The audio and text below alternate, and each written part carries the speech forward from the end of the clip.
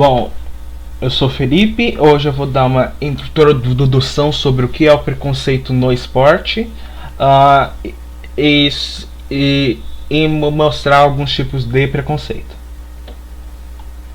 Ah, o, o preconceito é um julgamento sobre alguém ou algo antes que você saiba do que você está falando ou sobre conhecer sobre quem ou alguém do que você está falando. Ah, o preconceito ele também pode ser visto em várias áreas, não só como o esporte em geral, mas também fora dele, como no jornalismo esportivos, que jornalistas são subestimados por alguns homens ainda. E também os tipos de preconceito que ocorrem como dentro e fora do esporte são racismo, machismo, xenofobia, homofobia ou LGBTfobia, preconceito estético como gordofobia e intolerância religiosa, como há em alguns times da Europa. Olá, meu nome é Pedro Gabriel, eu estou fazendo um trabalho sobre a homofobia no esporte. Eu quero primeiro falar sobre o que significa homofobia. Significa, direto do dicionário, hein? Rejeição ou aversão a ser homossexual ou a homossexualidade. Para quem não entendeu, significa que a pessoa tem preconceito, atura, tem nojo ou ela tem raiva de pessoas de pessoas que têm atração sexual pelo mesmo sexo ou pelos dois sexos ou não tem por nenhum sexo. A pessoa tem dificuldade de aceitar pessoas que não têm a mesma sexualidade que elas. No caso, não de homem e mulher, de atração sexual. Agora vamos passar por... Eu já te expliquei basicamente o que significa. Agora eu vou te passar os casos que aconteceram no Brasil. No Brasil, tem muitos casos de cânticos de torcida. Se eu vou colocar aquela do Vasco contra o São Paulo. Desculpa, tive que fazer um corte. Também tem a do Flamengo contra o Fluminense.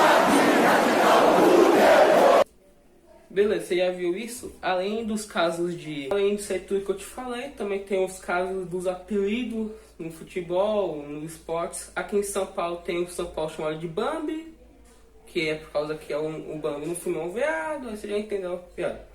No Rio de Janeiro tem o Fluminense chamado de Florzinha, e lá em Minas tem o Cruzeiro chamado de Maria.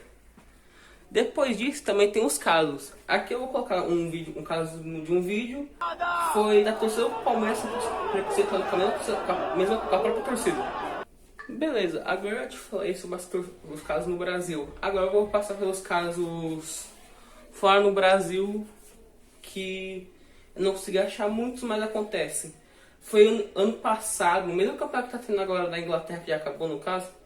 Aconteceu o caso do Bristol, acho que foi o Bristol Rovers e o Chelsea, que teve dois casos de racismo e de homofobia.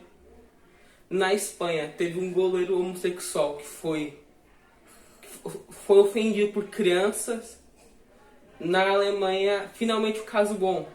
A Alemanha foi o primeiro país a fazer leis contra a homofobia no estádio.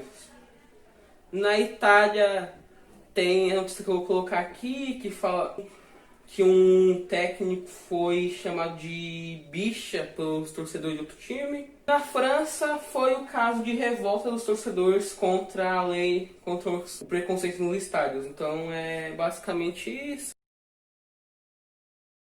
Oi, meu nome é Israel, vou explicar um pouquinho sobre como o esporte auxilia no combate ao racismo e também um pouco sobre punições que são adotadas aqui no Brasil e falar um pouco sobre os casos também.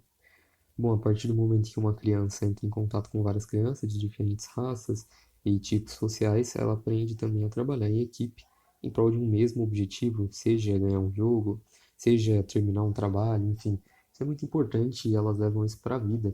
Quanto mais cedo, melhor. E um eficiente meio de combate ao racismo. Continuando, vamos falar um pouquinho sobre essa imagem.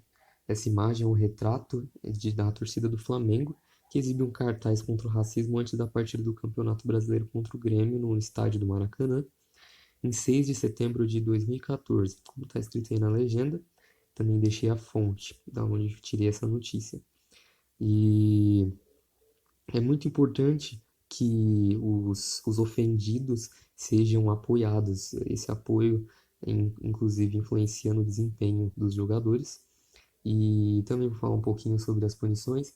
As punições podem variar muito fácil de passar dos 100 mil reais e contra, no caso, as equipes que serão punidas, tanto as equipes quanto os jogadores, quanto também os clubes, na sua totalidade, ou as pessoas que fazem esses ataques raciais.